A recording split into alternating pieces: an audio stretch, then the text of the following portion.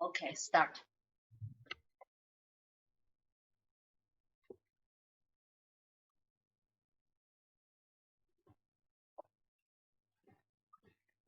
Hello everyone, this is Alice from Beijing. I'm so glad that you're here this Friday for our ICANX talks. So Connect the World and the Universe. Everyone already knows that this was a 14 weeks for ICANX talks. We invited many world leading scientists to deliver the talks on ICANX talks to tell the lovely stories about their beautiful research and technology, how they change the world, how they help the world to moving forward. So this week we will be sure to get the super speakers here. But before that, I want to remind you. For last week we have this wonderful microsystem and nanoengineering ceremony for the young scientists award. So many of the young scientists already get on the stage to deliver the talks, and few of them to win the title of Young Scientist Award. These 12 young scientists, from different countries and different areas, as they win the title for Mind 2020 Young Scientist Award. And another 6, this lovely face was win the Mind 2020 Outstanding Speaker Award because they deliver wonderful speech. And so you will see them on ICANX stage, in the future. So yeah, without further ado, for the advertisement for all this event, we want to share this week's, talk. This week we're going to touch a very important topic is for the energy, for the power. Everyone knows that on this earth, on this planet, what is the most important thing is the power. Without power, no one can go further. Without power, no one, can connect with others. So yeah, power now is getting to be one of the most, important words under the power words. So how to harvest energy from anytime, anywhere, and to power all this kind of, IoT, Internet of Things, in every place. So this became the major topic in research and everywhere. So this week we have, 3 wonderful speakers, from Imperial College is Eric Yeatman and Paul Mitcheson. And another young scientist is from University of Electronic Science and Technology of China in Chengdu, Zhang Xiaosheng. And our guest host is very important. He is from Japan. Everyone knows that Japan is a very nice place to make all these power things. So Professor Bunju Kim was from University of Tokyo, sorry, not Kyoto, it's Tokyo. Yeah, he's going to host the, Zhang Xiaosheng's session. So that's very interesting, topic tonight. And now we welcome our first speech. You will see it's really different because Eric and Paul will deliver the talk, a same talk in different way. So we're going to see how they, deliver this talk in the ambient and wireless power source for the miniature, devices. So both of them are from Imperial College London, and both of our world well-known scientists. And Eric was good at for the energy harvesting, and Paul was good at how to use the powers, into different places, and how to get all this power storage, storage, and how to get all this to power rules subjects. So this is a story going to, from Paul and Eric. So Eric, I heard that you will go first, right? Yeah. So please, the stage is yours. Yeah. So Eric is going to give the first part of the talk is for how to harvest the energy from, different sources. Yeah. Eric, please. Thank you very much, Alice, for your kind invitation and for the introduction. I'm just going to share my slides now. I hope you can all see. Yeah, nice to come clearly. So thank you to everyone for joining our talk. As Alice said, I'm going to speak first, followed by Paul. We've both been working very closely together on these topics for many years, and we'll be answering some questions that you might have together at the end. So just to set the scene. So one of the main application areas that I'm sure you hear a lot about is the Internet of Things. So the Internet of Things is a concept where huge numbers of objects, devices, systems are connected to the internet, or more generally are enabled with some electronic intelligence and communications. And already we can see that the number of such devices is more than the number of people on the planet. And gradually we've transitioned from connecting sophisticated devices like computers to very simple devices like door handles and wall plugs and thermostats and so on. So this is all great, and it's allowing us to do many different things.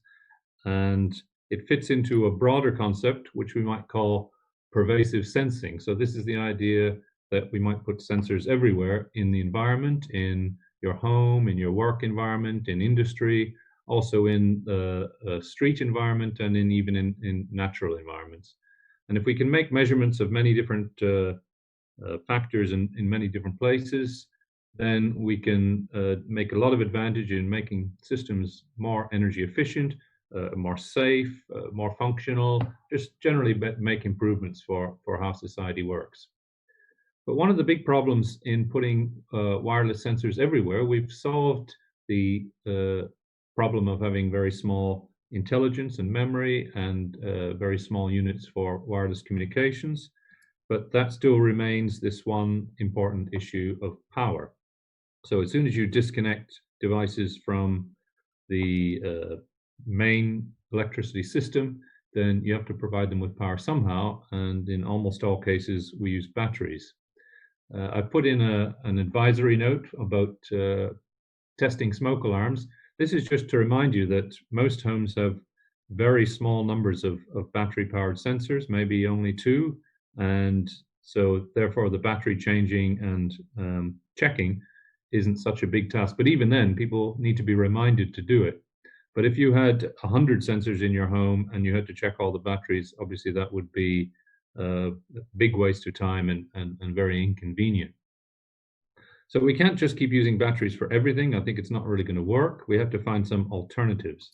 And clearly one of the alternatives is to capture some energy that's available in the ambient environment, for example, from light, like solar panels, from heat, which is available in many forms, and from different kinds of motion.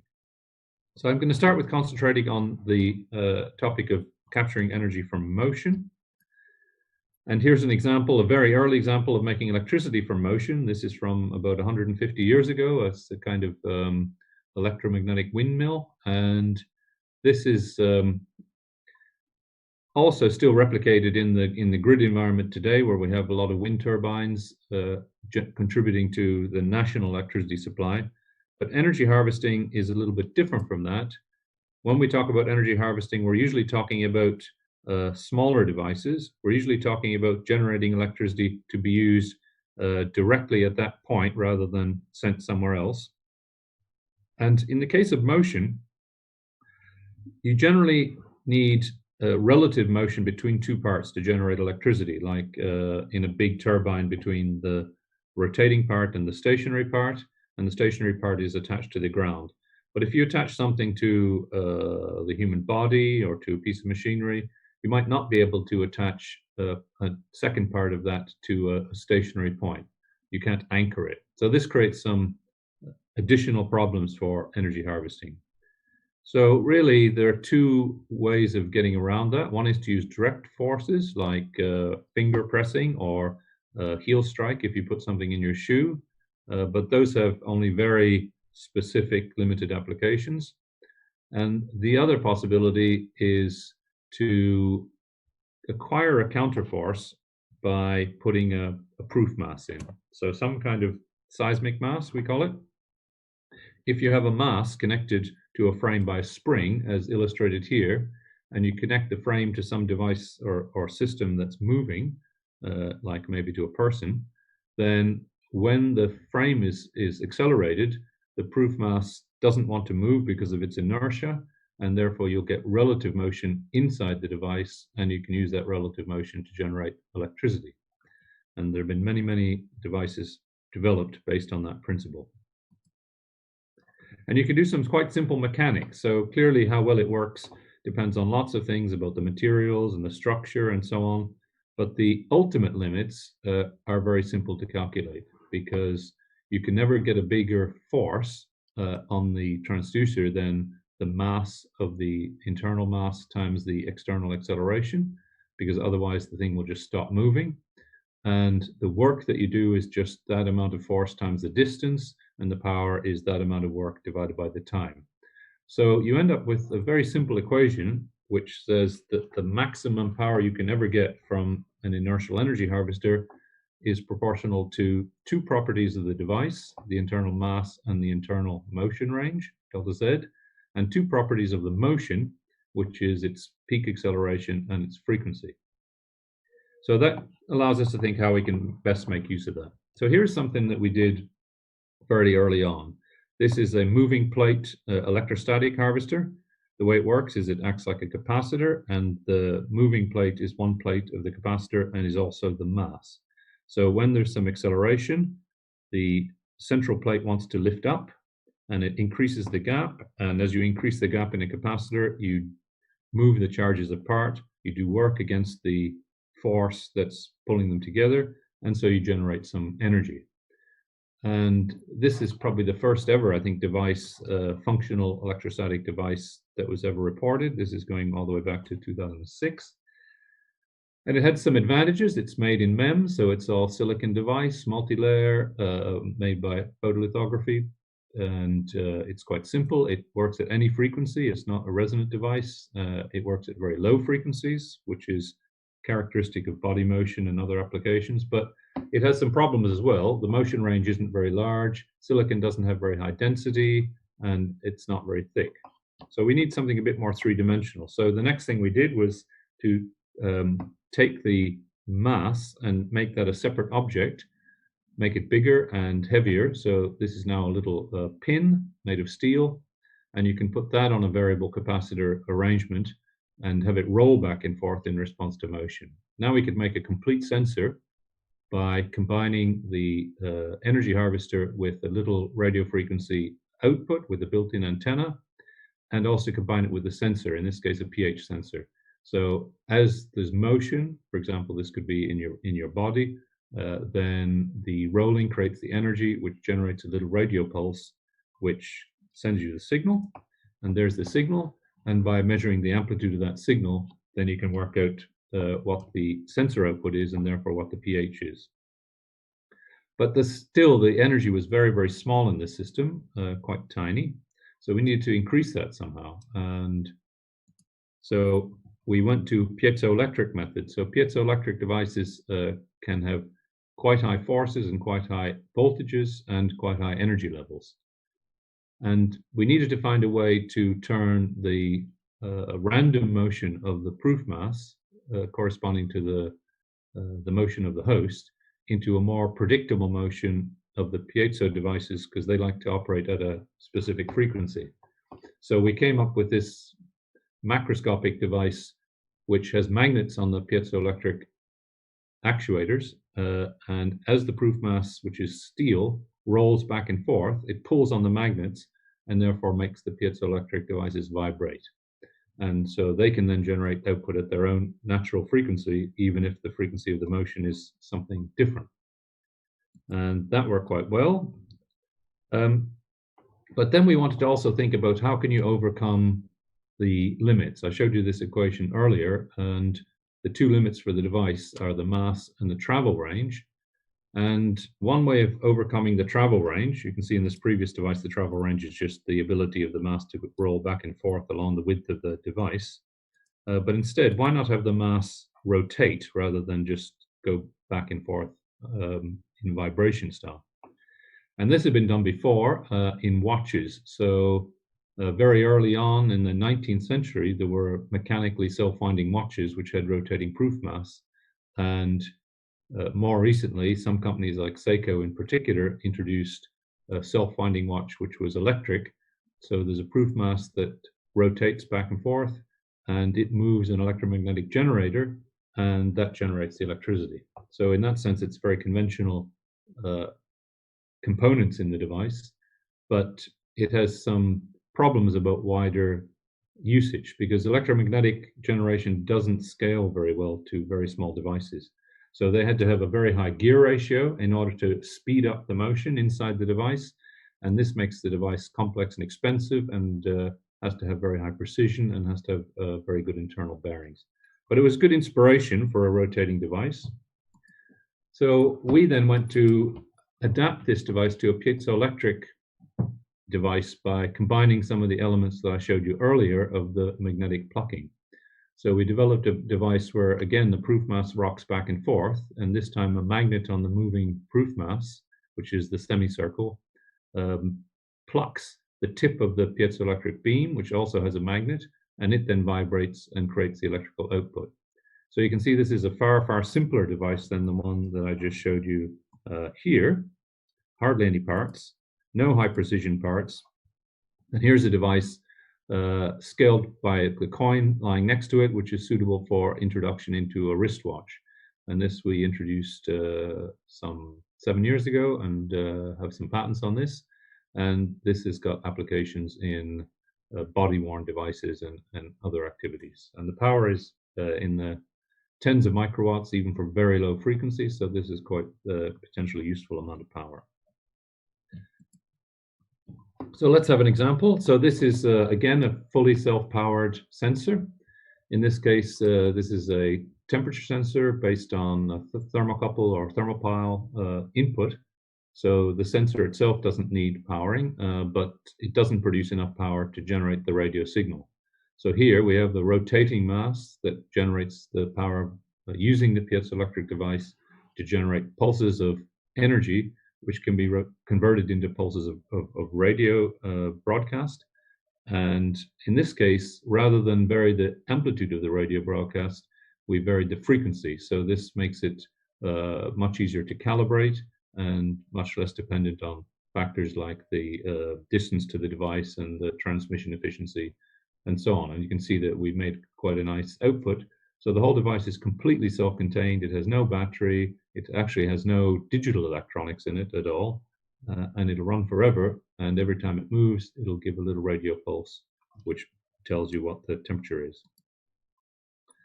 We've used a similar method of piezoelectrics to convert continuous rotation from a turbine. So this is a little tiny air turbine. This can again be made very, very cheaply. And in this case, because the high-speed motion can generate quite significant amounts of power, up to about 1 milliwatt. And again, with no high-precision parts, no complex gears or bearings. And once you've done this, you can start to look at some more kind of sophisticated adaptations, like you can make the piezoelectric beam multi-stable by putting additional magnets in it, so it has a more complex motion to it. And this allows you to do things like widen the frequency response and increase the power, or particularly the average power, over a wide range of frequencies. Now, we've developed these things quite a bit further. This graph may be a bit tricky to understand, but I'll try to explain. So what I wanted to do is compare using piezoelectric transducers in an energy harvester or energy generation with the conventional electromagnetic devices.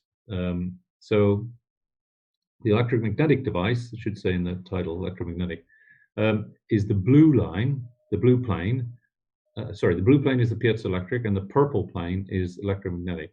And as you can see, as you go to a smaller and smaller device, so the diameter going down from 20 millimeters to 5 millimeters, and as you go to lower and lower frequency, then electromagnetic gets worse and worse and worse, but piezoelectric is relatively unchanged. So the answer is effectively that although electromagnetic devices will always be best for very large generators, then for very small generators, the piezoelectric has a big advantage.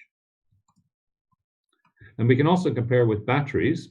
Now, a battery has a finite amount of energy, whereas a harvester has a finite amount of power. So in order to compare, we have to decide how long we need the battery to last. So I have two lines there. So if you want to have the battery last for a month, then the energy it provides as a function of volume is the dotted line, the power it provides. And the purple lines represent the range, depending on frequency, of the power available from the rotating or vibrating energy harvester. And you can see that for small but not nanoscale devices, the energy harvester beats the battery quite easily, even more if you need the battery to last for a year. But as you go to a very, very small scale, then the energy harvester doesn't scale so well. So if you go down to nanoscale, then it's hard to achieve the same amount of energy density. But this assumes the fact that you can retain the same energy density in a lithium battery even at nanoscale, which is probably not so easy. I want to say a little bit about putting the power levels in context, because not all of you are electrical engineers, and we live in a world of a very, very wide range of power levels. So these are all approximations to give you a sense of scale. The total generation capacity in the world is a few terawatts of electrical power, so that's 10 to the 12. A typical power station is maybe 1 or 2 gigawatts, which is 10 to the 9. Your house might use at maximum about 10 kilowatts, 10 to the 4.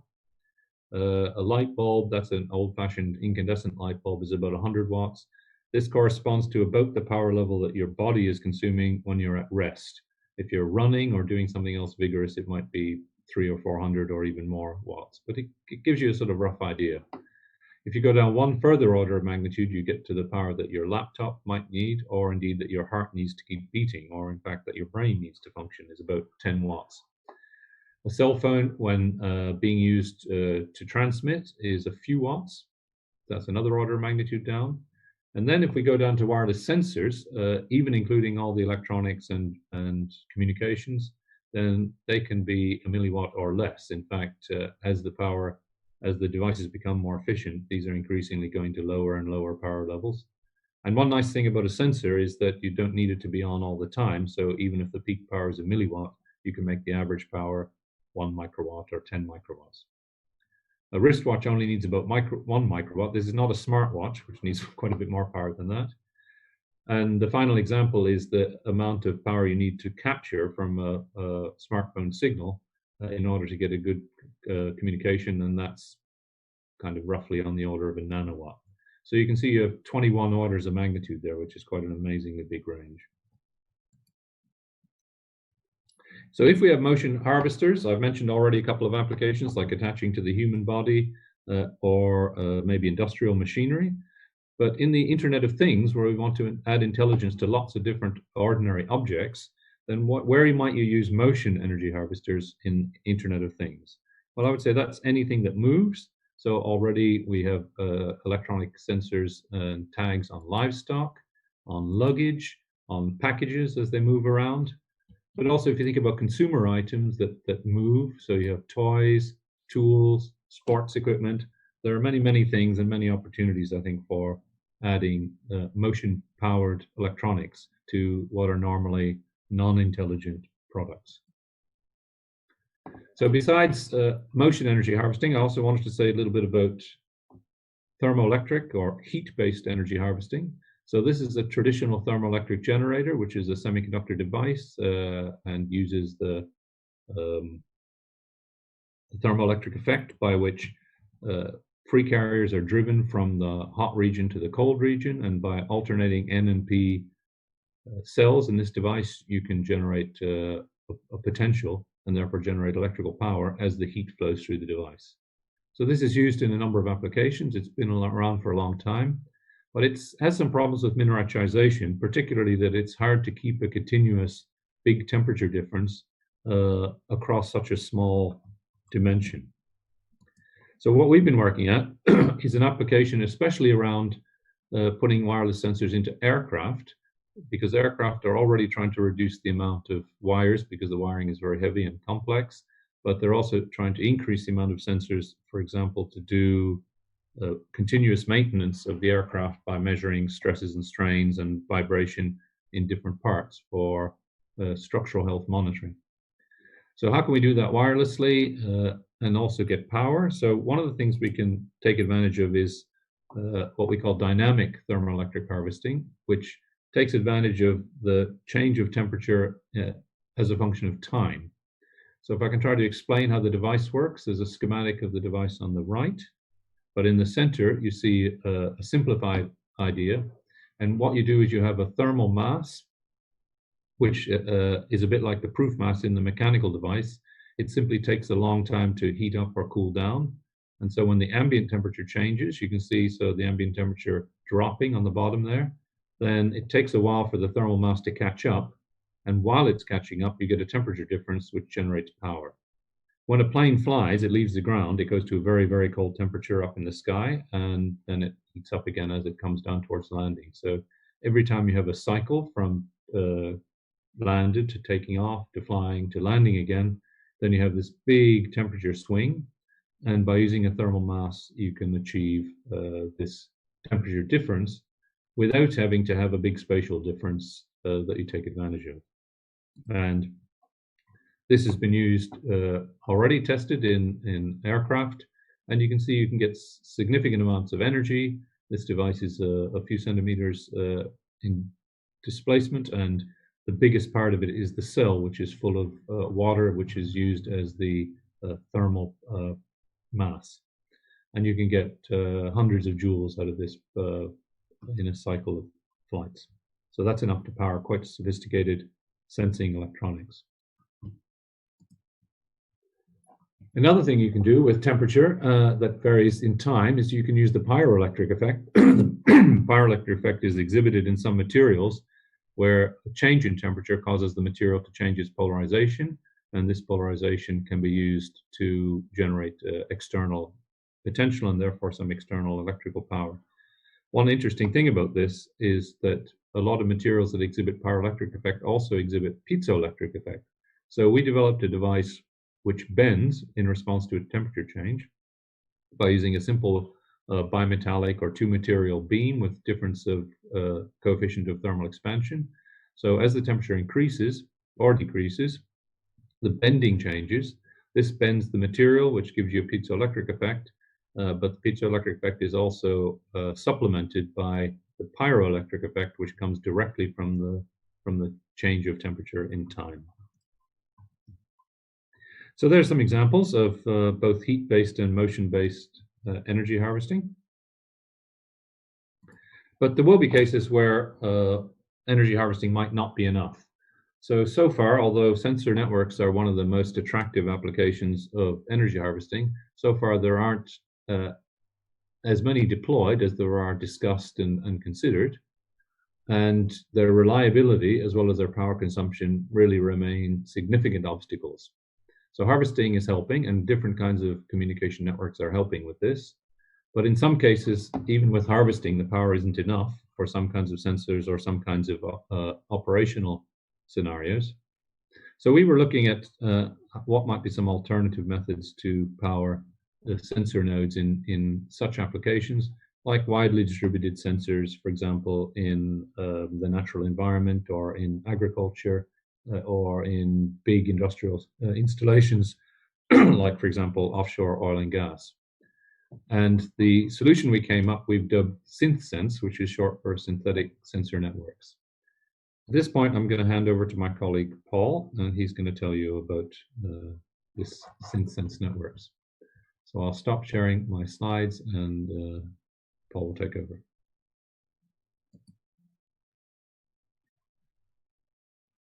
Okay, Paul, yeah, please share. Yep. Oh. Okay. So.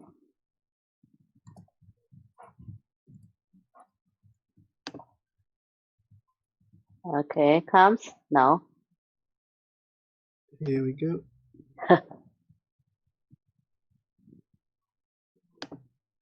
So this is it. Okay, here comes. Here we go. Yeah, Great. please. Thank you very much. Thanks, Eric. So as Eric mentioned, we've got probably a number of scenarios where energy harvesting is a good solution for powering IoT devices, but also probably, again, a number of scenarios where there is insufficient power available when considering energy harvesting devices. And Eric there is typically, if you notice, throughout the varied examples of energy harvesting devices that he's talked about, he's typically been covering power levels of somewhere in the microwatts, perhaps up to very low milliwatts in some cases. but we're really talking about quite low power levels, which is probably okay for lots of sensing applications. Certainly, if you need to have an IoT device where any actuation is involved, then we start to need to talk about much greater power levels. And one of the ways of thinking about achieving that, again, whilst overcoming any limits of having to replace batteries, is to actually deliver power to the IoT device. And one way of doing that is to use this concept that we've developed at Imperial called Synthsense. So essentially, the idea of this is to be able to move, in this case, a drone around the environment. It doesn't necessarily have to be a flying drone. It could be a ground-based vehicle. But in our example case here, it's a flying, it's a quadcopter actually in the examples I'm going to talk about. And the idea is that the quadcopter can visit sensors that are embedded in the environment. Those sensors should have some accumulated energy storage, and they will deplete that over some time. They're measuring continuously in the background. The drone will visit those sensors occasionally, hopefully as from a power perspective, they therefore need to be autonomous for possibly a week or maybe a number of weeks. And the drone then visits. When the drone visits the sensor, it is able to, in this case, inductively charge the sensor. So the drone will have to either hover close to the sensor or land close to the sensor. It'll transfer energy to the sensor, enabling it to then be sustained for the next week or the next couple of weeks. And at the same time, it's able to take the data that the sensor has gathered over the last time window, collect it onto the drone, and either use the additional or the higher power and higher energy power source that's present on the drone immediately to relay that data somewhere else where you've got then higher power communications, higher capability communications available. Or alternatively, you can simply read the data off the sensor onto the drone, and the drone can physically move the data back then to some sort of base station. So you can appreciate, I hope, that there are a number of research challenges in this. It's quite a fun project for us to work on academically, but it does have some quite difficult technical challenges that I'm going to talk about in a moment. Essentially, that comes down to two aspects. How do you deal with the communications, and how do you deal with the power supply issue for this? So let me just show you a quick video of this concept in action here. So you can see a drone here. In this case, it's relatively clear, I think, that you can see there's some sort of induction coil mounted on the front of the drone, and the drone is able to then fly up to sensors. In this case, the example shown is sensors that are attached to some sort of pipeline. It's able to squirt some energy at those sensors so that they'll be able to run for another week. And at the same time, it's potentially able to pull some data off those sensors, again, from the preceding week of data collection. And as we've said, one of the objectives of this is to be able to give you a greater amount of power capability at the sensor side compared with what energy harvesting might be able to deliver. This might be very scenario dependent, but the important thing is that with wireless power delivery, as is shown here with inductive power delivery, then transferring tens, hundreds of watts, maybe even kilowatts within this sort of application is feasible. So let me talk a little bit about what we've done so far as a proof of concept of this Synthsense system, and I'll go into some of the technical challenges that we've had to solve along the way. So the first aspect of this was to, in order to get a system operational, was to think about how we would do the data transfer. And I think this was in the days, at least in the UK, this is a couple of years ago where we first did some of these early examples, where there was a lot less stringent control over the flight of drones. And so we were able to do some of the drone testing on what's called the Queen's Lawn here at Imperial College. And you can see in that photograph the drone's eye view taken onto the Queen's Lawn. And you can see the building on the left there, tall building, is called the Queen's Tower. We can't get away with doing experiments on the Queen's Lawn like this anymore, unfortunately. You can see here the basic concept again. We were using a DJI Matrice 100 for doing these tests, which is a nice platform from the perspective of being able to modify and add things to it. the wireless link communication that we're establishing here with the sensor is a 2.4 gigahertz wireless link.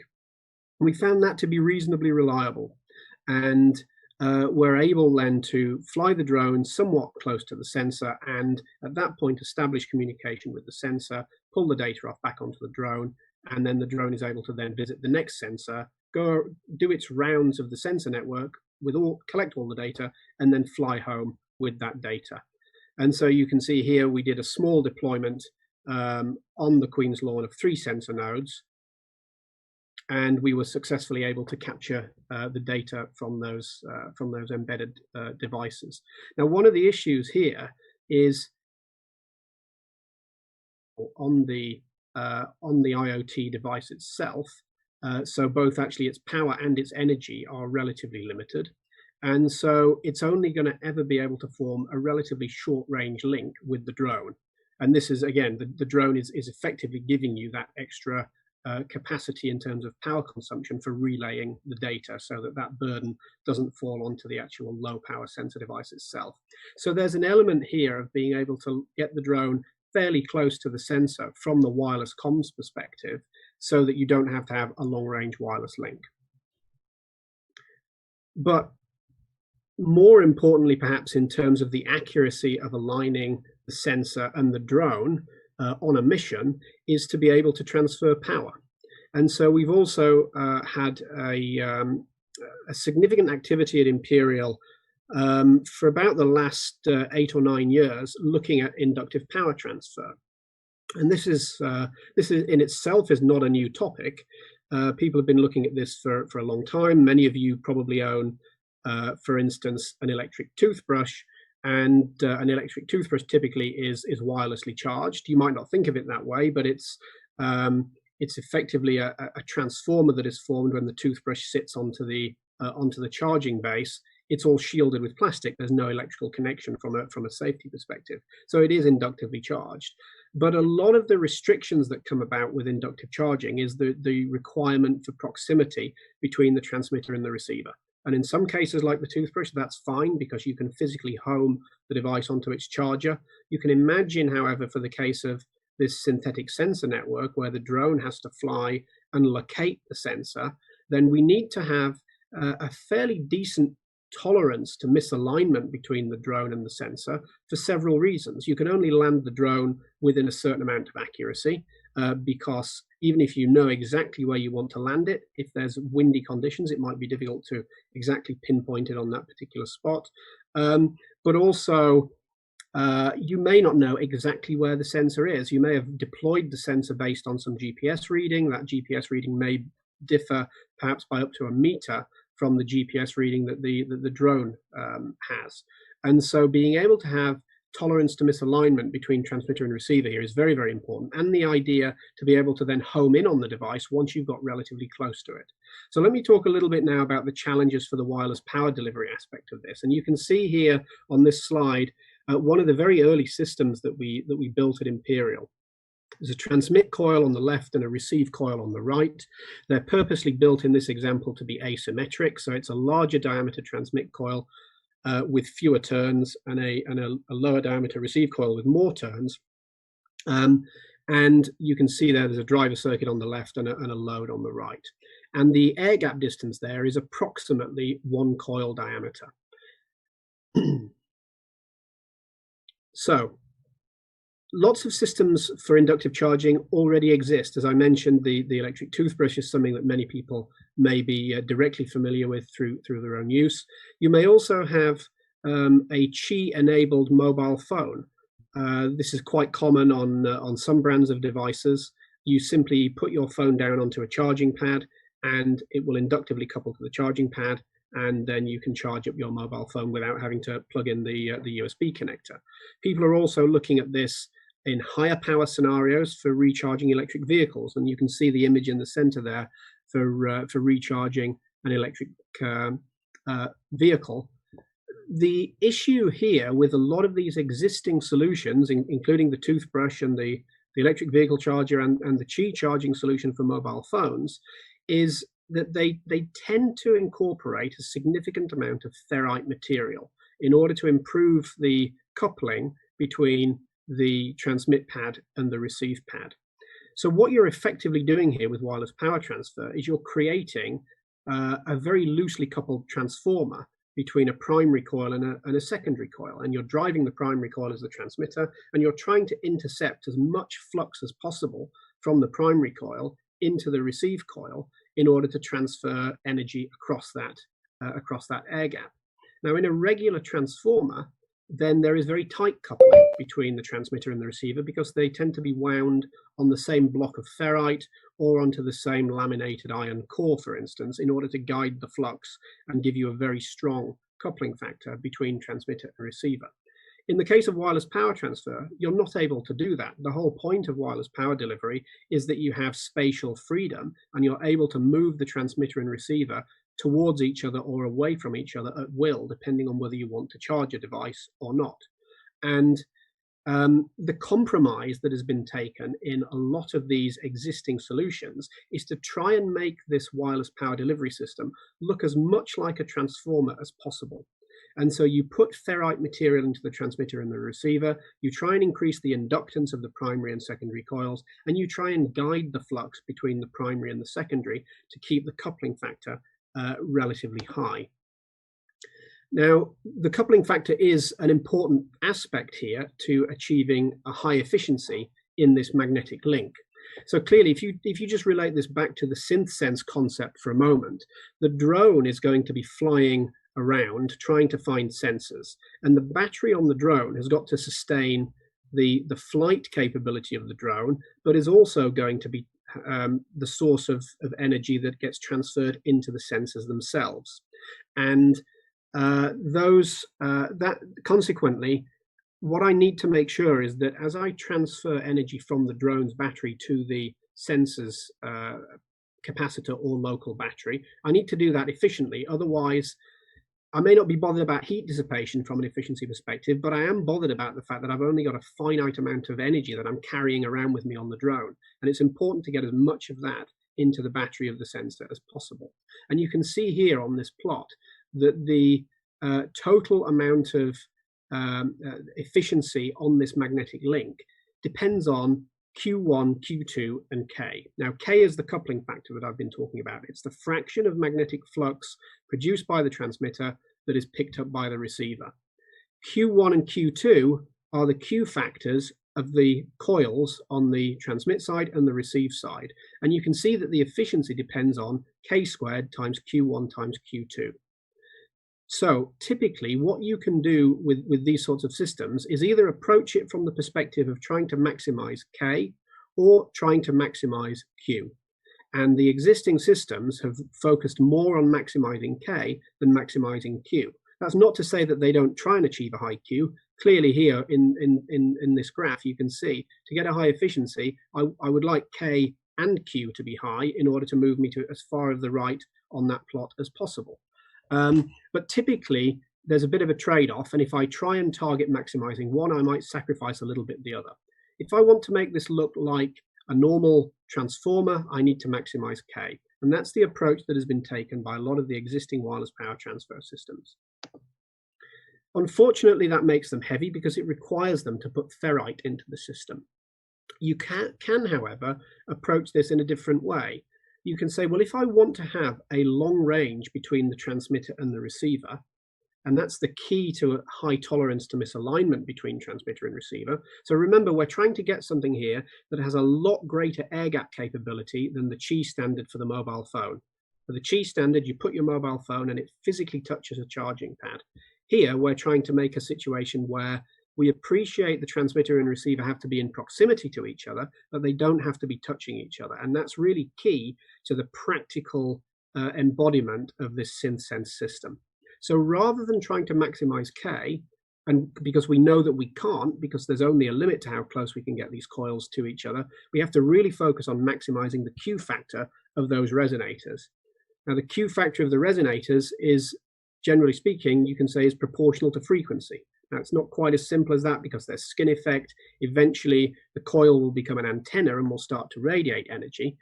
But that tells you that you should effectively be operating at the highest frequency that you can for a particular coil, before the coil starts to look like an antenna and starts to radiate energy into the far field.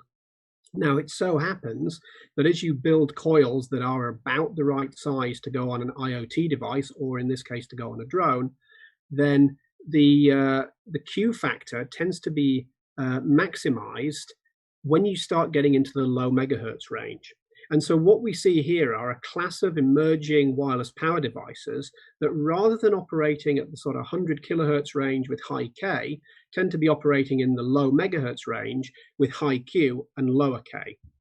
And the idea then of this higher frequency operation and higher Q is to enable a greater freedom of positioning between the transmitter and the receiver. And that's all relatively straightforward. In fact, you could see on the first slide that I gave you, let me just go back a couple of slides.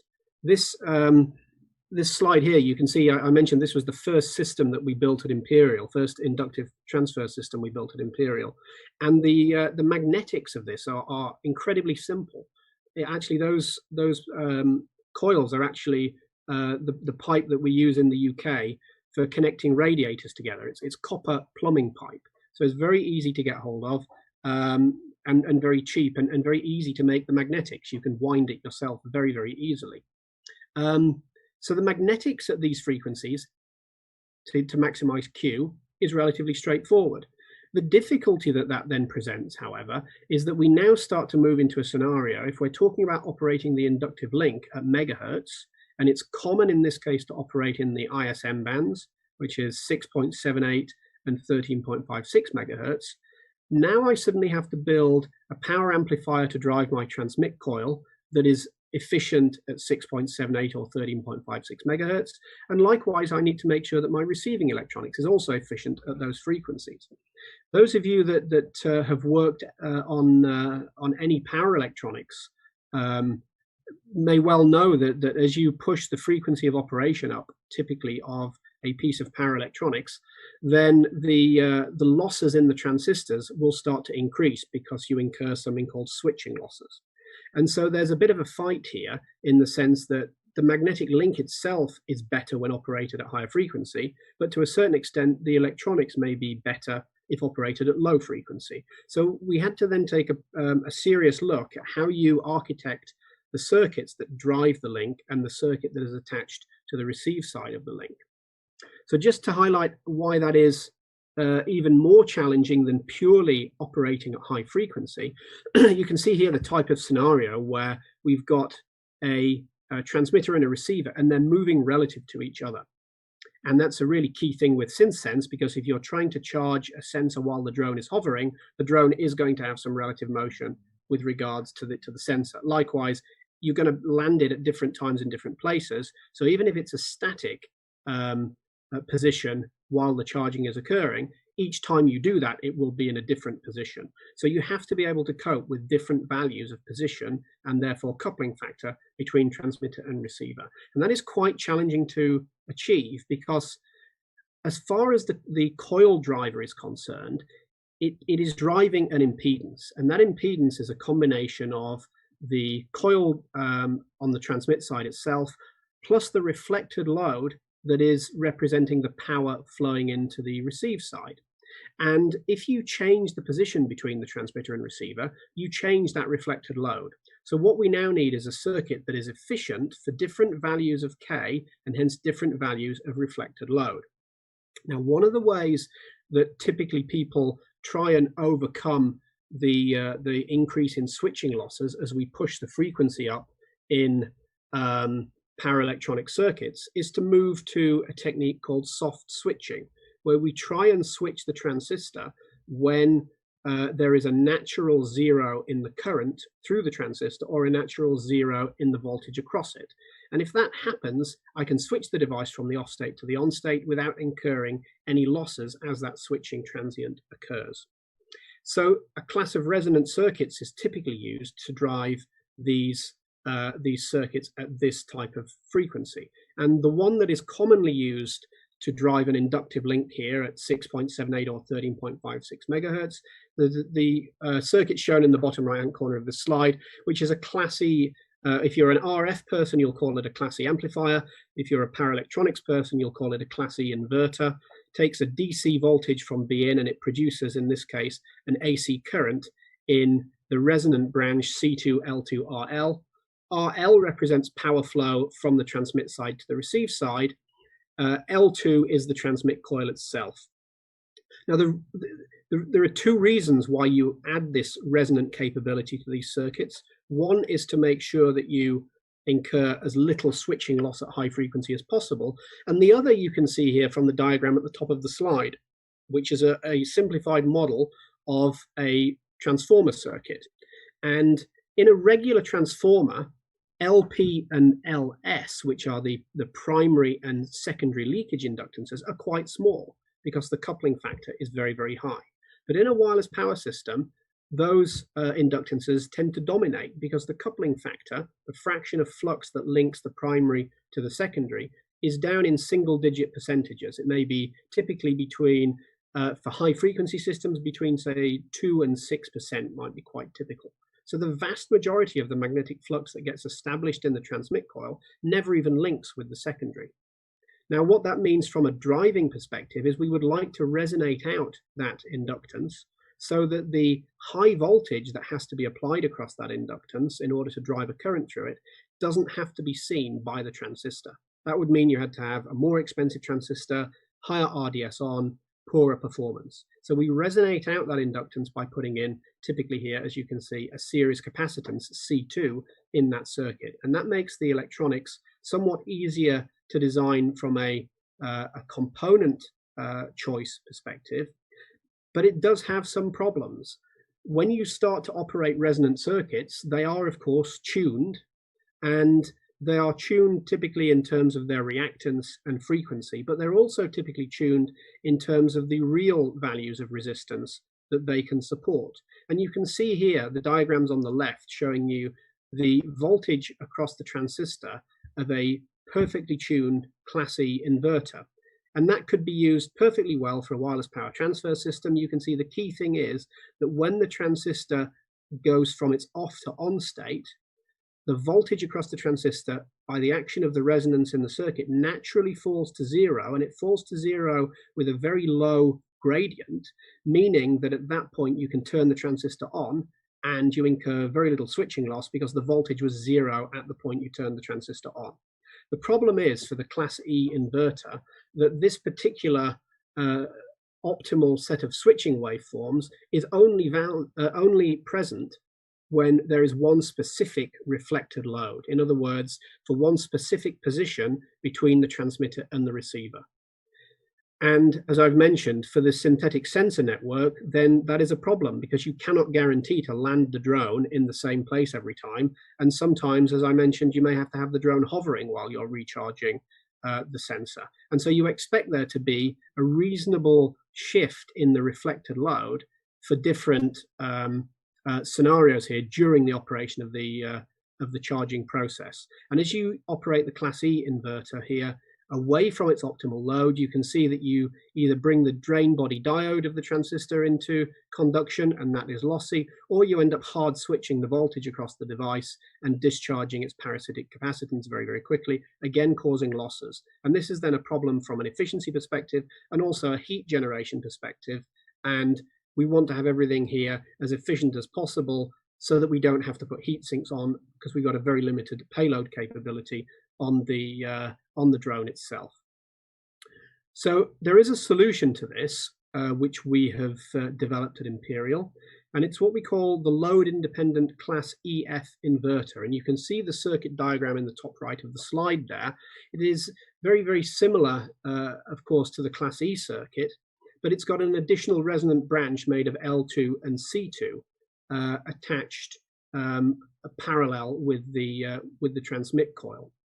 And the great thing about adding this resonant circuit is it gives you sufficient degrees of freedom in the design of the circuit to cope now with different reflected reactances. So what you're looking for here is to be able to change the value of RL in this circuit Remember, RL is representing the power that is flowing from primary to secondary, or from the drone to the sensor. And as you change the position between the drone and the sensor, RL will change. So it's important that we try to make sure that the circuit is achieving zero voltage switching for different values of RL. And you can see that there on the left-hand plot. We see different trajectories of voltage across the transistor, but at the switching instant, they all go to zero. They take a different trajectory between the being turned off and being turned on again, but they always have the same start and end point. So you can maintain zero voltage switching even as you reflect back different loads, and consequently have slightly different positions between the drone and the sensor. Another aspect of this circuit, which is particularly useful, is that while that is happening, the current in the primary coil remains constant, as you can see on the right-hand plot. So we have effectively here a very efficient, constant magnetic field generator that is able to run from a DC source and with few components and intrinsic capabilities of the circuit. There is no separate control that is happening here.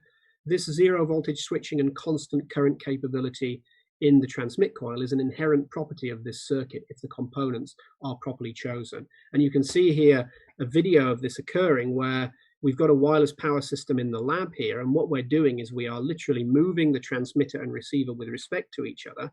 That is then causing the voltage in yellow across the transistor to have a different trajectory as the transistor is off, but you can see that the start and end points of that curve remain the same, allowing you to maintain this high efficiency and zero voltage switching. And the green trace here is showing you the current in the transmit coil, and you can see that it changes a little bit, but it is substantially constant as you change the reflected load. I just wanted to say a little bit about the secondary part of the link. What do you do on the receive side?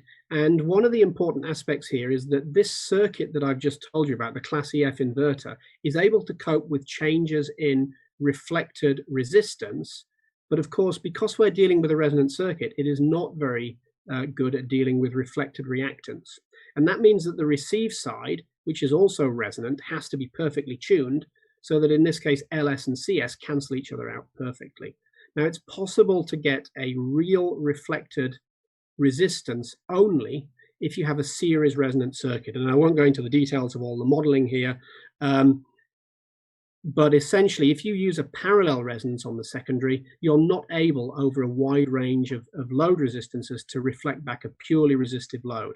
So if you have a series resonant secondary, as can be seen here, you're able to reflect back a purely real value of reflected impedance. Even though that's changing, that now doesn't matter because our transmit circuit is able to cope with that. So what can you do with this? Well, here's a first example showing a drone which is now operating on a charging pad. That drone has no battery in it at all. So that drone is purely flying in a magnetic field. And you can see that there's a transmit coil there underneath that plastic sheet. You can just see the traces of copper forming the transmit coil. So a very simple transmit coil in this case that is just literally made on a PCB. The receive coil on the drone itself is actually copper plating on the propeller guard ring of the drone. So it's a single turn receiver. And you can see here, while this is operating, that we now have a significant degree of freedom between this small drone and the charging pad. It's moving all the time with respect to the charging pad. There's a nylon tether connecting the drone to the pad to stop it flying away. But I guarantee you that's non-conductive. All of the energy transfer that's happening here is through the magnetic link. And you can see in the background on the oscilloscope there, you can see the voltage waveform across the transistor moving around as the position between the drone and the charging pad changes, but it still maintains zero voltage switching and therefore high efficiency. That was a kind of first proof of concept that we did as a demonstrator to show that we were able to deal with significant changes between the position of the transmitter and the receiver. We then started to look at applying that to the Synthsense concept. So now you can see that we have a drone, and that drone is now able to charge a sensor. There's an induction coil now on the drone itself. and you can see that that drone is moving, obviously, with regards to the fixed position of the sensor here. And the drone comes along and inductively charges the sensor through that induction coil. And then there's a supercapacitor here on the receive side. And so once the drone has charged up the sensor, in this case, a light comes on and the drone can fly away and the light stays on. So that's a kind of first principle there of a drone able to charge a sensor. What I showed you in the beginning of the my part of the talk was the fact that we did a proof of concept for the data transfer. Here's the first proof of concept for the power transfer. We've also looked at a drone charging another drone, and this is not necessarily part of the Synthsense concept, but I think it's quite a cute thing for you to see. So you can see here the DJI Matrice 100 with its induction coil on the front of it. It's got one of those class EF load tolerant circuits on it. So it's producing a constant magnetic field irrespective of whatever load it is seeing. And so as it comes up to this other small drone here, which has a supercapacitor on it, it is able to charge that drone. You can see that drone is powered up. And in that short space of time there, we were able to get enough power into that small drone to be able to charge it and let it fly away.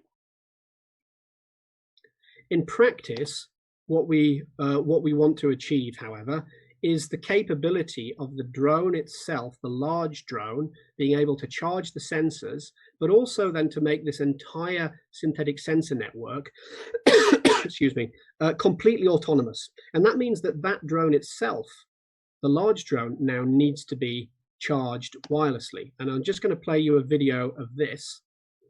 So here is an example that we did with Thales.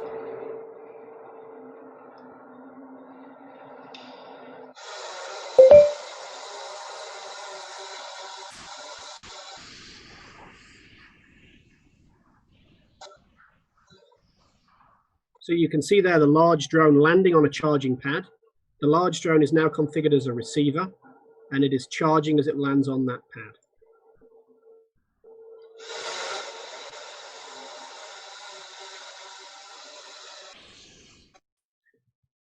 We did an outdoor test, just also as a proof of concept, where you can see that we landed the drone, in this case, on the back of a boat.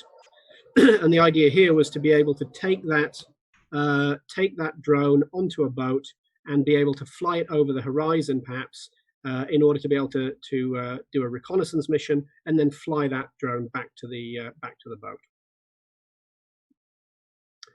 Okay, so that brings us to the summary. So we've talked here a great deal about the work that we've done at Imperial, looking at energy harvesting solutions, which we've spent probably rather longer on than Eric or I would dare to admit. But I guess the best part now of 2 decades, we've been looking at energy harvesting type of device, and you saw a good number of those there that have come out of our groups. It's possible in many scenarios that you can find one of these different types of energy harvesting devices that will be suitable for powering your particular IoT application. I think one of the things that should also come across from the number of the broad range of devices that Eric presented was that there are many different scenarios where one device may work and another device may not. And so energy harvesting tends to incorporate a very large body of work with devices tailored to specific types of applications. And it may be, as I said, it's useful in the IoT for powering lower power devices. And there are ways of overcoming some of the limitations there. And Eric talked quite a lot about moving from the linear vibrating type of devices to rotating types of devices in order to try and increase the power available to overcome the limits on the size of the device. If, however, energy harvesting is not sufficient for your power requirements, one of the things that you're able to do potentially is to inductively charge a device. And if you want to make the analogy of inductive charging with energy harvesting, then you need to have a power delivery mechanism which is completely automated. And so in the case of this synthetic sensor network, Synthsense, we're able to automate the drone so that the the main drone is able to recharge itself on a charging pad. It's then able to fly and locate a sensor embedded in the environment. It's able to inductively charge that sensor whilst gathering data from that sensor, and then return home, recharge itself, and offload the data. If we want to be able to enable that system to operate practically, obviously we have to have a very lightweight set of electronics that we attach to the drone, because the payload capability is minimal, and we would like to keep all the payload that we can reserved for batteries, because that will increase obviously the distance apart that the sensors can be at, and also the accumulated size of the accumulated energy store that you can have on the receive side and visit in one trip, without having the drone to constantly go back to recharge itself from its home charging pad. It's possible to do this inductively. It's possible to deal with the tolerances to misalignment between transmitter that are required. And if we can charge at 50 watts, and our average power consumption of our node is under a milliwatt, and remember, for many applications, you might think a milliwatt is very low here, but for many applications, a milliwatt would be difficult to achieve with energy harvesting, where we may be in the more 10 to 100 microwatt range. So even if you've got power consumption at a milliwatt, then you would only have to charge, if you're able to charge the device at 50 watts from the inductive power system, which is easily achievable, then you're effectively having to recharge that sensor for 7 seconds every hour. So you could envisage just landing over the sensor for a couple of minutes a week, and then the sensor is able to sustain itself for the rest of the time, and you make these periodic visits collecting data and re-energizing the network. There's a whole bunch of people that have worked on this material over the years, so not calling them out by name, but I hope we've got everybody there associated on the slide. And with that, I'd just like to say thank you very much indeed. For me. Okay, great. Yeah, so yeah, now it's going to the question part. Is really interesting talk, and a lot of questions come out. Now we go to the question part. Okay, the first question is for Eric. Could you please compare the different energy harvest technologies, solar, thermal, wind, magnetic motion, especially application for IoT? Yeah. Well, it's certainly a good question, and I think Paul and I have both alluded to part of the answer, at least, which is that unlike batteries, which are quite universal in some sense, energy harvesting is very scenario dependent. So you can't say in a general point that, for example, photovoltaics are better than thermoelectrics or motion harvesters are better. You have to think about the nature of your application. So there will be solar or photovoltaic is probably the most mature technology and the most straightforward technology to use, but of course it depends on having a reasonable amount of light available, which sometimes you'll have, but oftentimes you won't.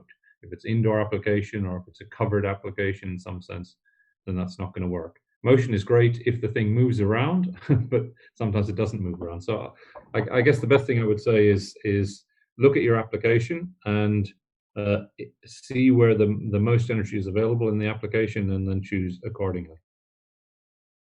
Okay, great. Yeah. So we move to the next question. Is Eric too. Wonderful talk. For the piezo harvest, it really depends on the materials quality.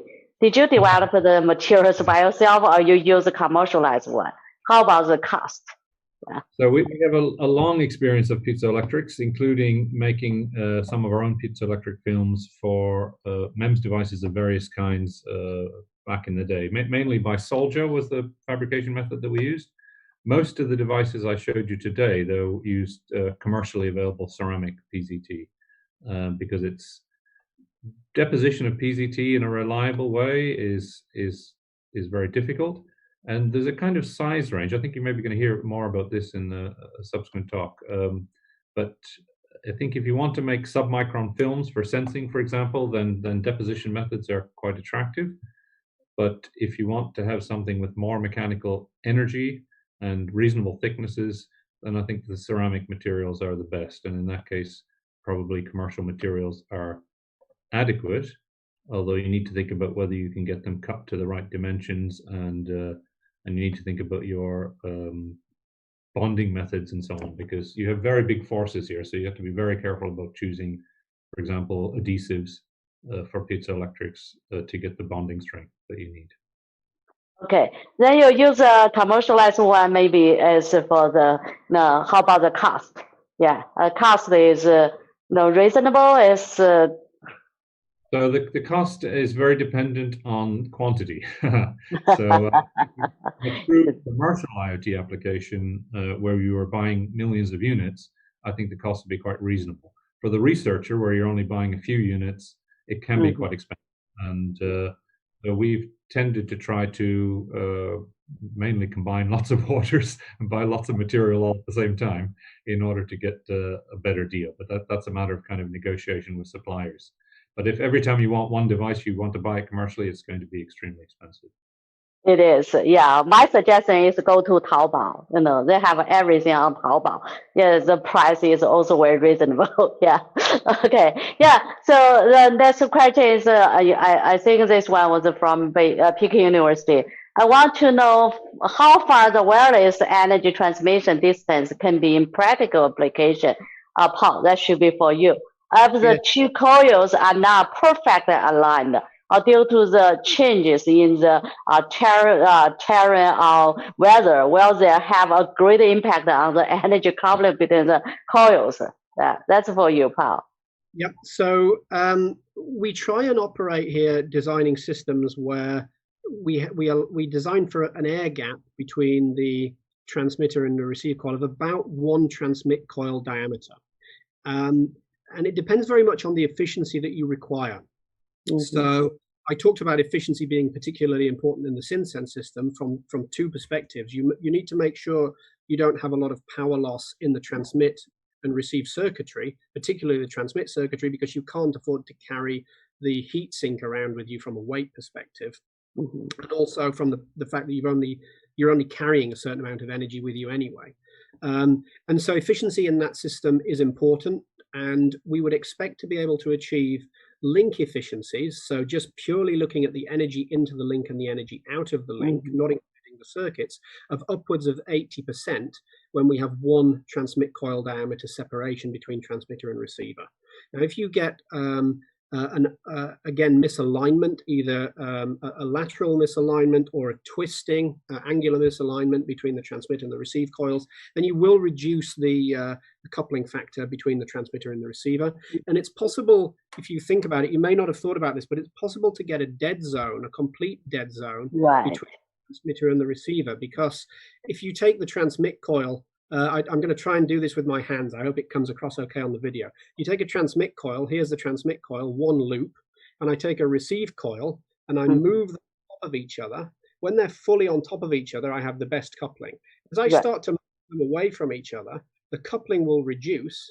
I hope you can see that. And as you get to something like a 50-50 overlap, you actually get to a 0 coupling between the transmitter and the receiver, because all the flux that comes through one side of the coil upwards is going downwards through the other, and you get a net flux linkage adding up to be 0. And then as you move further away again, then the coupling starts to increase again. So it's not quite as simple as saying that there's a maximum distance or a very specific range.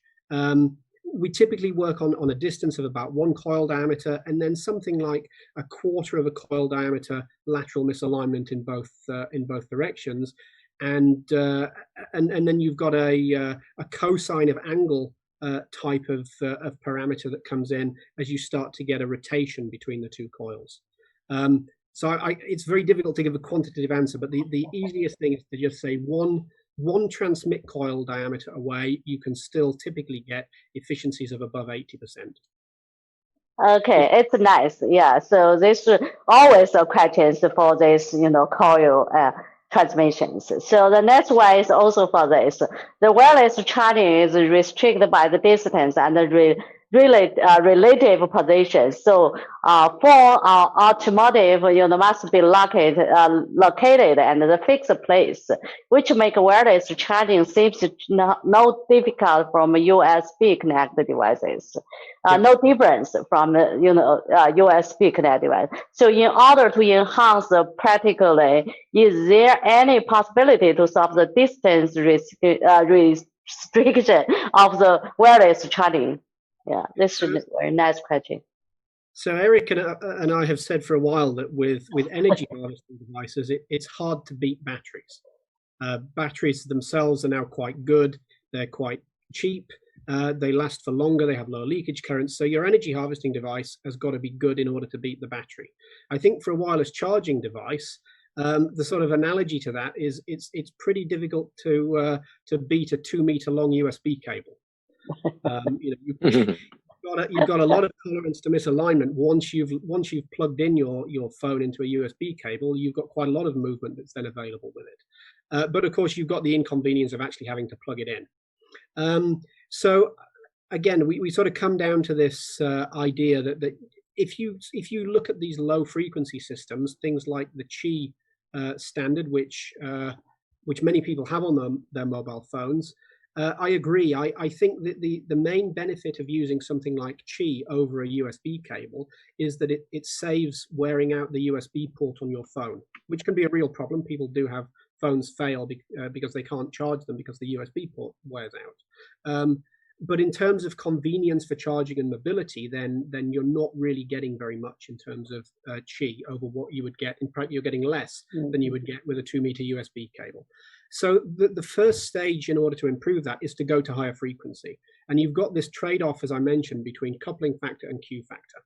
So if you're able to operate with high Q factors, you can work with lower coupling factors. And working with lower coupling factors inherently means a larger distance and more tolerance to misalignment between transmitter and receiver. But it's important to also bear in mind, it is very difficult to envisage a situation that we're ever going to be able to get, as far away as 2 meters that you would get with a USB cable, for instance. I think you're missing something, Paul, which is contained effectively within your talk. If I can add a bit, yes, that the cable solution is fine for the human user, like recharging your own smartphone. But in a fully robotic system, like the drone landing and charging itself at maybe a remote recharging point, then a robotic system to connect a physical cable connector is far more difficult than just having the drone land on a charging pad. So it's in cases like that where the human is not present and the whole thing needs to be fully automated, that a physical connection starts to become actually quite difficult and quite unreliable, probably. And actually, that's a good point, Eric, because if you look at what's available for automated systems for recharging drones, then people do make robotic type systems for recharging drones, but they tend to be absolutely enormous. I mean, they're almost as big as a small car by the time you get the whole facility and the box, and the drone will land in the top of the box. The battery gets swapped or it gets plugged in, compared to an induction coil, which is very compact. Yes, that's a very good point. Okay, yeah, we move to the last questions. Thanks, professors. Nice talk. I'm interested in the relationship between the device size and the energy output capability. Does it have the potential to power a portable electronic device, such as a cell phone, or reducing the size of the device? Maybe I'll have a go at this. So I used to talk about different electronic devices and how energy harvesting would become better and better because the capabilities would increase, but the power requirements of electronics keep going down and down. And in a way that's true, but it's not true for the cell phone, because what's happened with the cell phone is that as electronics become more efficient, the cell phones have added more and more functions and features and capability. So the cell phone power requirement has stayed pretty much constant for the last 10 years. If anything, it's increased. And so I don't think energy harvesting is probably going to be realistic for the specific example of the smartphone, because the smartphone has become a very, very power hungry device. If you want to kind of, and there are many kind of qualifications to this, but if you want a kind of a rule of thumb for harvesting, maybe a milliwatt per cubic centimeter might be roughly right. So if you want to charge 10 watts, you need something really a big device. But there are many electronic devices that need far, far less powering than that. If you have, I mean, it's especially different kinds of sensors like you might have around your house, like a very simple video monitor or a temperature control, or to control the electronics on a household appliance, or audio monitoring, many things like that. In that case, yes, I would say it has the potential to power it. Unfortunately, the smartphone is not the best example. Yes, it's now see this one. Yeah, now smartphone is like you say is a power, consumption. It's getting higher and higher because they got too many functions. Yeah, now it's like like this was a professional cameras. Yeah, this was like a professional GPS. You go everywhere. This also help you a lot. So all these kind of different devices was evolved. So it automatically, enhance the power consumption. So that make it difficult, to get this kind of, to solve this problem for the cell phone, especially for the smartphone. Maybe cell phone, if we go back to the older one, for the senior, purpose people's, they use very simple functions. So the power consumption is low. So that may be possible. But for this complicated one, it's not, it is far away. Yeah. Okay. Make about that if I can quickly. So I talked about the comparison. I showed you a plot of comparison between harvesters and batteries, and it depends on how long you need the battery to last for. I think in the case of the smartphone, we're all used to the idea of having to charge once a day, and so if you only need the battery to last for one day, then you can get quite a lot of power out of it. There will be many other applications where daily recharging is completely unacceptable.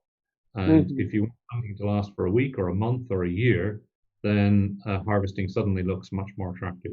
But there's, if there's one device that people are willing to charge up every day, it's their phone. Like just now, the previous questions is for if you're charging, by the man, by the, human, or if you charge by the robots, right? Yeah, if you got to that part, maybe, you will understand how difficult it is for, all these IoT sensors, nodes, to have to be powered by the, harvesters. So, actually they came to, our great, part, because thanks for both of you give the very nice talk. So we deliver a certification to you. So Eric, you go the first. Your technology connect the world and universe. That's for you. So Eric. Now this one was for Paul. So Paul, So this was a certification for you. I will send the electrical version to you. Later, when we met face-to-face physically, we deliver the hard copy to you. Okay, that's great. We move to this dialogue part. As just now, exactly, we already touched a lot of questions. What we're going to talk here for harvesting the energy anytime and the power IoT anywhere. So we welcome our, two speakers and guest hosters here. So now this should be a question for everyone, because just you already listened to the talks, and for the questions say that the people is more, considering about how this energy harvest can be applied in different kind of applications. So I came here for the first question is, which one will be the killer applications for this energy harvesting technology? Or, especially for Paul, is your wireless transmission, where will be, the killer application, the bigger major applications? Who goes the first? Maybe Eric, you go the first. Okay. I'm going to encourage Paul to go first with his wireless application. In the early days of energy harvesting, we had a killer application, many people in mind, which was the entire air pressure sensor, because that became a mandatory device, and it's quite good for harvesting because it's can't be directly attached to the rest of the car because it's inside the tire. Unfortunately, we were a little bit late for the technology for that had to be adopted by law. So they mostly went with a battery solution for that application. So I think now probably the most important applications are sensors, and I think very low power sensors to add a small amount of intelligence to systems in, for example, in the urban environment. If we have the idea of kind of smart cities technology like automated parking monitoring and monitoring, for example, rubbish bins and the need to do maintenance on trees and some of the farming applications are quite good, like devices that monitor livestock or that crop growing, because this is where you need very, very large numbers of devices. They have to be very cheap, and you certainly can't do any maintenance on them. So I think that's just some examples I think are interesting applications. Okay, so Xiaosheng, yeah, now you did a lot of work in the energy harvesting. So what kind of killer application you think, will be in the future coming in? Since Eric and Paul has shared very good talk, actually outstanding talk about the power transmission and also some energy harvesting technology for the Internet of Things.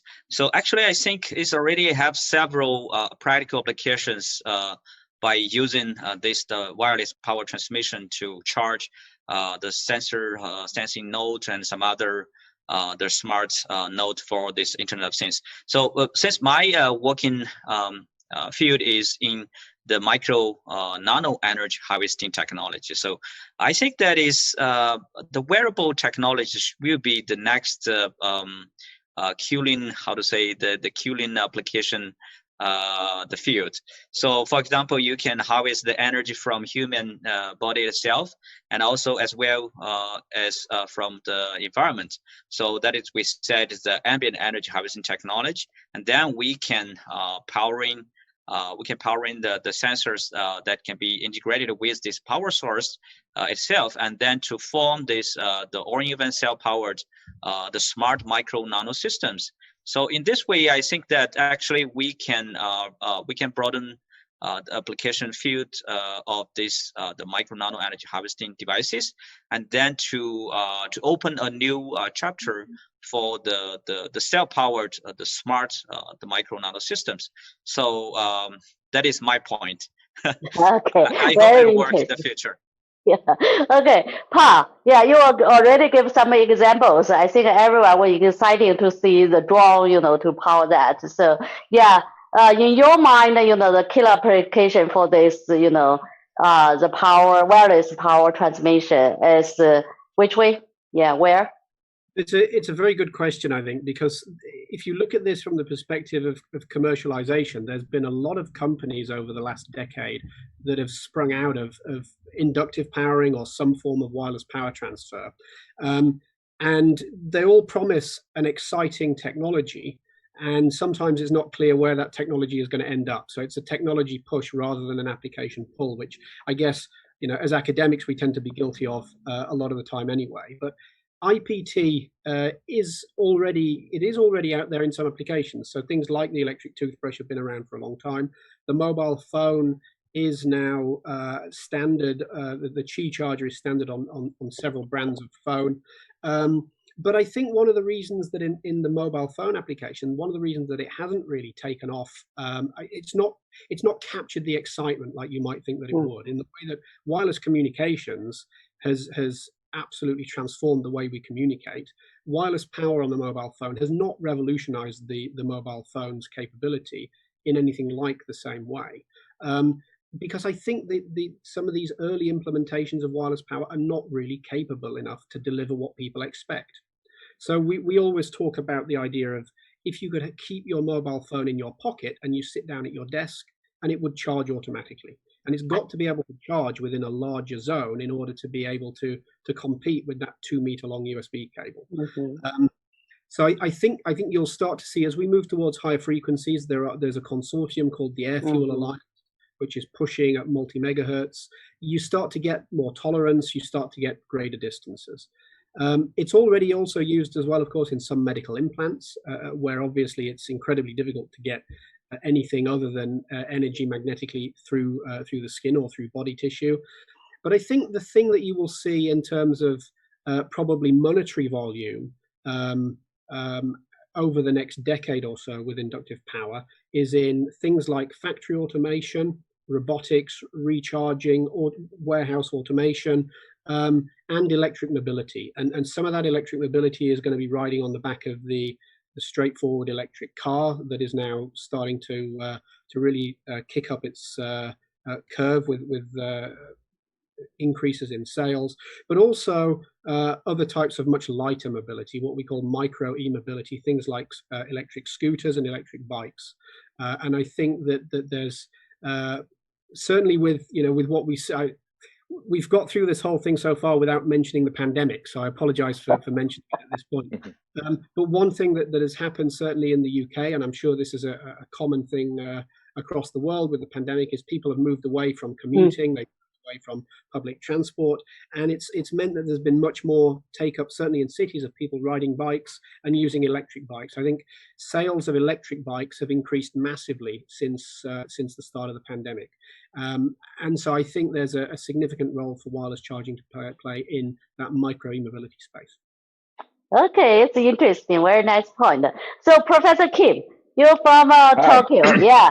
So, yeah, did you have any comments on this? Will be applied to the, yeah. Okay, so very great to see you here. So, yeah, I was pleased also very thanks for the very nice talk about the energy harvesting and as well as the power transfer. Wireless power transfer is very important, but well, we thinking about this energy harvesting is as same as the title of today's talk, the anytime powering of IoT anywhere. So that is means for we considering about the very big power, something like megawatt to a gigawatt, it should be in environment. They should be we thinking about the solar panel or solar energy. But when you thinking about this small energy harvesting devices, to apply the power, it should be focused on the very small sensor unit, which is all networked and connected wirelessly. That that sensor should be can be consumed only smaller than milliwatt or even micro watt power consumption sensors. That should be cannot be replaced by just conventional battery. So which means that kind of sensor is for the urban cities, the environment, the building or a bridge. There is all distributed kind of sensing to monitoring vibration of abnormal gas or temperature. That kind of sensor will be coming out in our generation very soon. In that case, should be that kind of small energy harvester should be replaced over the battery. So, for example, in Japan, that there are many natural disasters, so earthquake and sometimes some very heavy disasters. So we need to monitoring that kind of thing. Yeah. So we should be distributed sensor. That kind is, I think, it is something like this emotional energy harvester, whatever that kind of will be very useful kill application. I should say. Oh yeah, that's very good. Actually, last week Beijing have some kind of earthquake. Even not that very serious, but it is obvious. Many people feel that.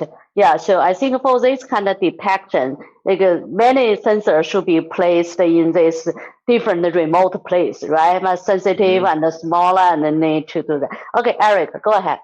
Just wanted to add one more point on this. I think we have quite a big audience this evening, if I'm not mistaken. So I think I would turn it around and say probably all the thousands of people that are listening can come up with more good ideas about applications for this technology than we can. Yeah, we should call for that. Right? If you're thinking about this now, then I'm sure you'll come up with some brilliant applications for us to investigate. Okay, yeah, very good. Now, we came to, a new questions based on your suggestion. I think, in order to, promote all this technology to get understand and to be get usable to the most audience, the people who get into their life. So how can we, to get all this kind of high tech, especially this energy harvesting high tech, to be get adopted by the, many people. So yeah, how can we, achieve that? What kind of approach can be helpful? Yeah, any ideas? Yeah. Yeah, sure. Well, first thing I would say is maybe events like this can help spread the knowledge of that these solutions exist, because maybe they're not well enough known about or well enough understood. And when people are designing whole systems, they don't really think about it. They just say, well, I'll just put a battery here because I know what a battery is, and that's easy. So that maybe there is partly a kind of knowledge aspect to it.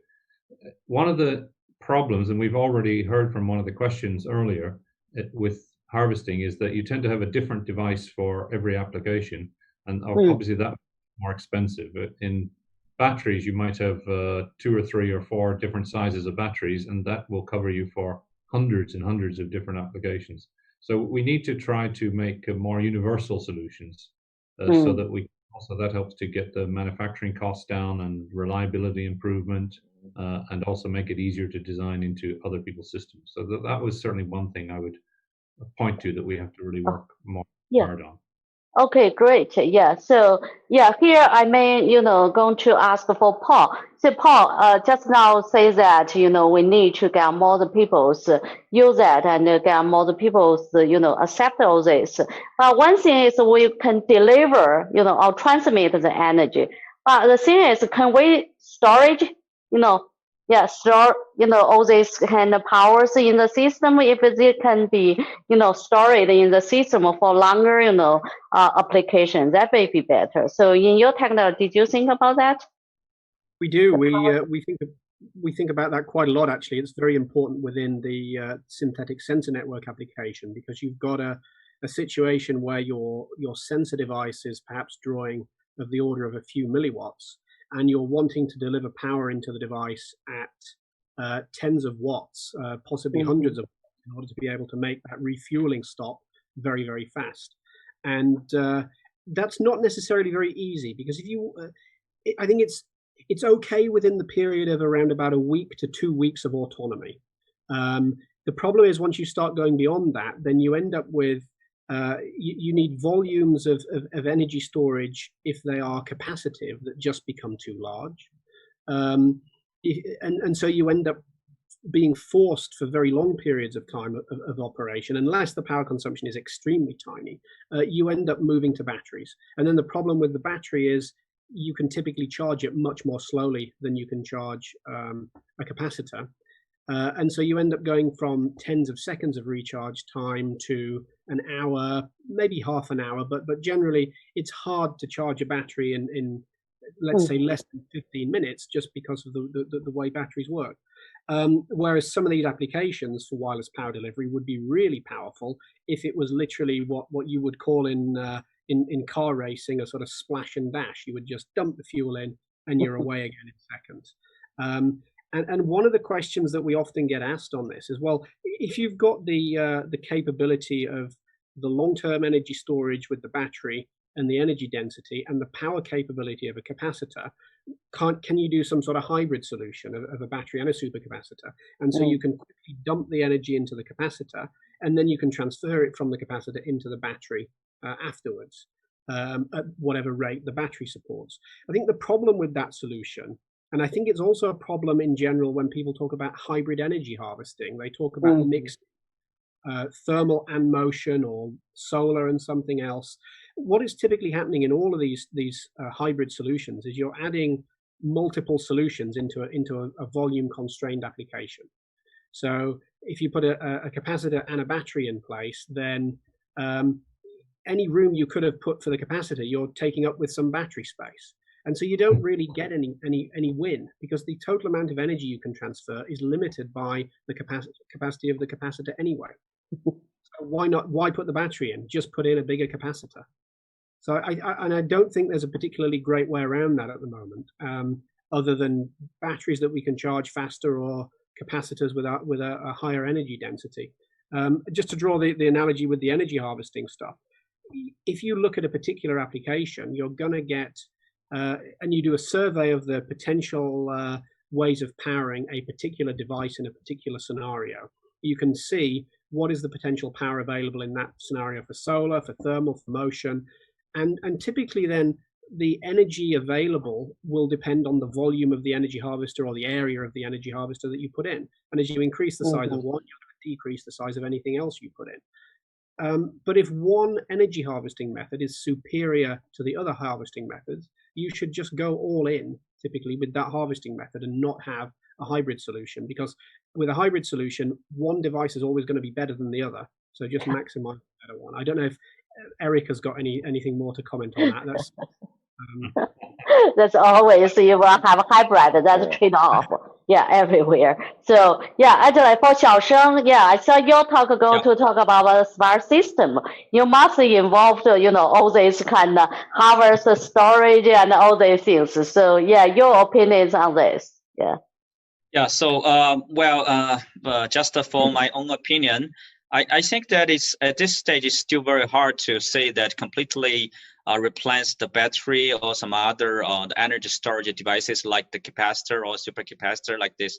But in some specific application fields, just like if you consider the specific application, the vision of the wearable devices, in some case actually we can integrate some energy harvesting devices with the sensing components or the functional, the actuators, combine them together. If you consider the energy harvesting devices based on for example, the piezoelectric devices or some based on the working principle of the electrostatic induction. So of course we can get the power based on the mechanism, but also actually we can use the electrical signals to how to say, to reflect what happened of the environment factors. So we can also use the device as the sensor, and also actually we can use the electrical signals generated by the micro nano energy harvesting devices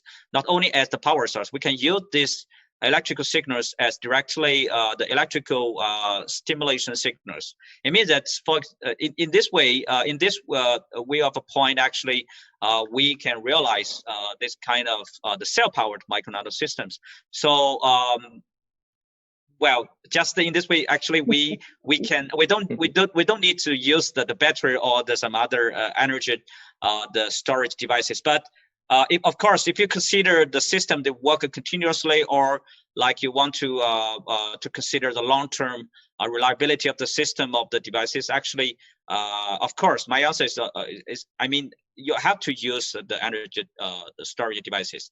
But for some just a very specific application, the case, actually, you can just combine them together and to form the smart system. It can harvest the energy and convert it to the biomechanical energy from the vibration or some walking or running, and then you can convert this energy to be the electricity and to power the system itself. And so maybe in the future we can throw the battery away. I hope so. That's a dream. Yeah, I think if before you throw that battery away, it's better to make a smart system. Let everyone feel that it's really a smart system. Then it can be adopted by many people so easily. I think that can work because like in Japan, Professor Kim knows that many of the people close at Japan was robots, captain, right? Yeah, the countries. Yeah, because the people really love it. It really helps the people do a lot of things. I think we want to, get energy harvesting technology can be adopted. We should, use this kind of technology to make a lot of usable things, right? Yeah, the people can really get benefit, take advantage. So yeah, Kim, you may have more comments on this. Yeah, sure. So we're concerning about the material. Maybe we should thinking about the new material for very high supercapacity or some very strong permeability of some thin film material like PGT for the capacitor. But yeah, so he's talking about the Professor Chang talking about the no battery anymore, but battery size also there are now is many improving so many things, so flexible or something like that, and also bio this environment friendly battery also now coming out. So we cannot replace everything with a battery, but somehow we need also long lifetime battery.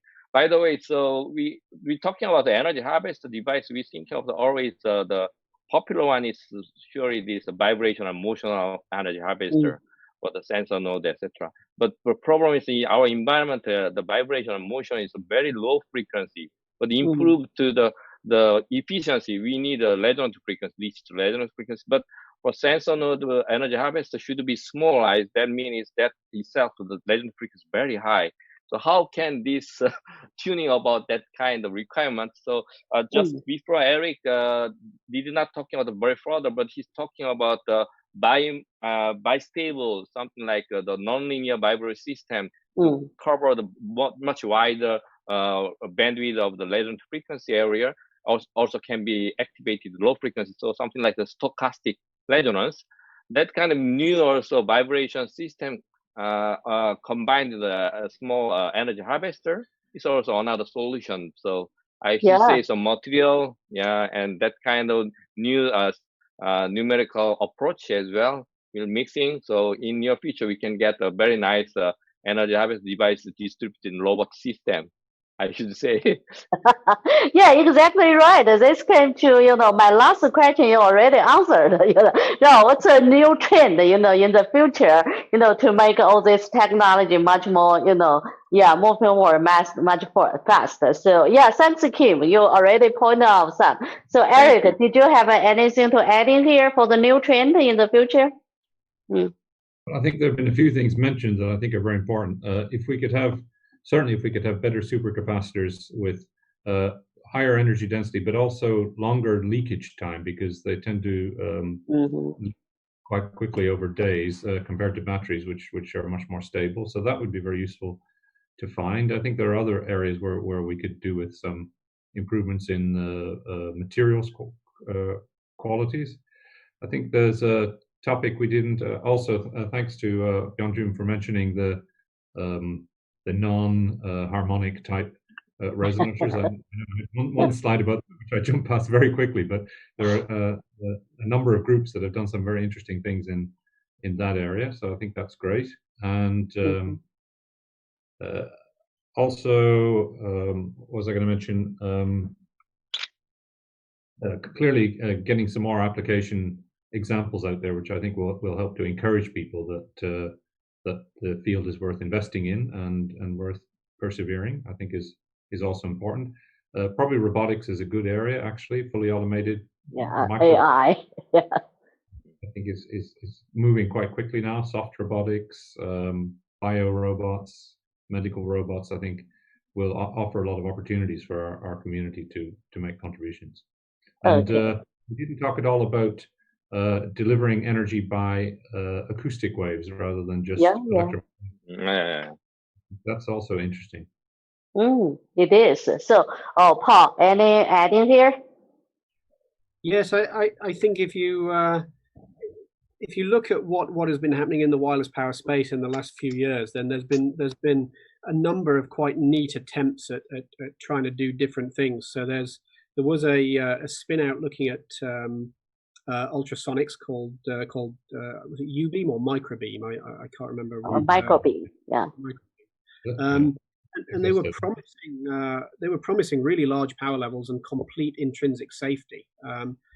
They don't seem to have, at least at the moment, I don't think they've shipped anything commercial. And I think that this often with these things, it comes down to sort of actual safety of devices in terms of mass market deployment and the direction that as researchers we can take them in, and then also the sort of perceived level of safety from the public in terms of mass market adoption.